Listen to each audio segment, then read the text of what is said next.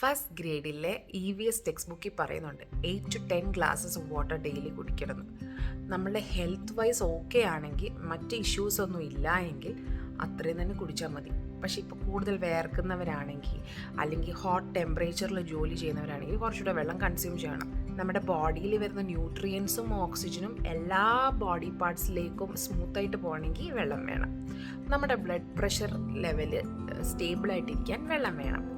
നമുക്ക് digestion help ചെയ്യും, കോൺസ്റ്റിപ്പേഷൻ്റെ problems കുറയ്ക്കും, സ്കിൻ ഗ്ലോ ആക്കും, ഇലക്ട്രോലൈറ്റ്സിൻ്റെ കോൺസെൻട്രേഷൻ ഒക്കെ സ്റ്റഡിയാക്കി വെക്കും, ക്ലിയർ തോട്ട്സ് ഉണ്ടാവും, ബോഡി ടെമ്പറേച്ചർ റെഗുലേറ്റ് ചെയ്യാൻ, ജോയിൻസിന് സ്മൂത്തായിട്ട് പ്രവർത്തിക്കാൻ എല്ലാം വെള്ളം ആവശ്യമാണ്. ഡീഹൈഡ്രേഷൻ ഉണ്ടായിക്കഴിഞ്ഞാൽ യൂറിനറി ട്രാക്ട് ഇൻഫെക്ഷൻ തൊട്ട് അങ്ങോട്ടേക്ക് എല്ലാം പ്രശ്നങ്ങളാണ്. ഓവർ ഹൈഡ്രേറ്റഡ് ആയിക്കഴിഞ്ഞാൽ കിഡ്നിയുടെ കാര്യം അധോഗതി. So drink adequate amount of water.